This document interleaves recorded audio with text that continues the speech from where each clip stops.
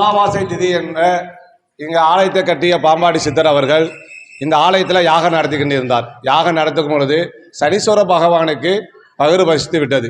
அதனால் யாக குண்டம் நடத்தி முடித்து எப்படியும் பிரசாதம் வைப்பார் என்று ஏங்கிக்கிருந்த நம்ம சனீஸ்வர பகவானுக்கு அவருடைய யாகம் தொடர்ந்துக்கிட்டே இருந்ததுனால அவர் கண்ணை மூடி தியானம் பண்ணும் பொழுது அதனுடைய யாக குண்டத்துக்கு இருக்கிறது அனைத்துமே எச்சம் எண்ணி சாப்பிட்டு போகிறார்.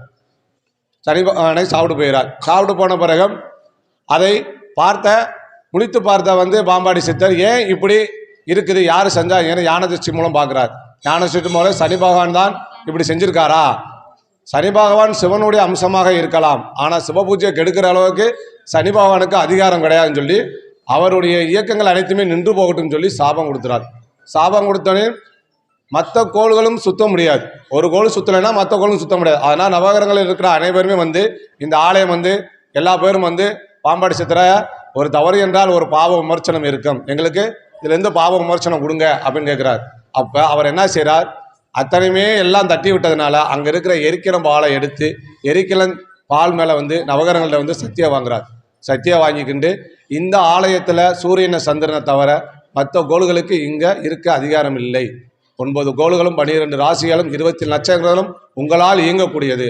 அத்தனை அதிகாரங்களும் காலங்களை நியமிக்கிற அஷ்டபுஜ மகா கால பைரவருக்கு அந்த அதிகாரத்தை நீங்கள் கொடுத்துடணும் அப்படின்னு சொல்லி அவரை வரத்தை வாங்கி கால பைரவருக்கு சிவபெருமான் பாம்பாடி சித்தர் கொடுத்துறார்.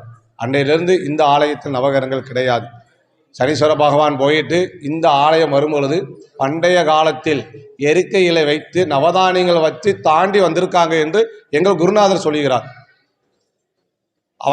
இந்த ஆலயம் விளக்கு போட்டு 9 முறை இந்த ஆலயத்தை சுற்றி வந்தால் நவகிரகங்களால் ஏற்படும் அத்தனை தோஷங்களும் போகும். சனீஸ்வரன் பகவான் மட்டும் இல்லை, அனைத்து நவகிரகங்களுடைய தோஷங்களும் இங்கே கண்டிப்பாக போகும் என்பது எங்கள் குருநாதர் எங்களுக்கு உபதேசத்தது.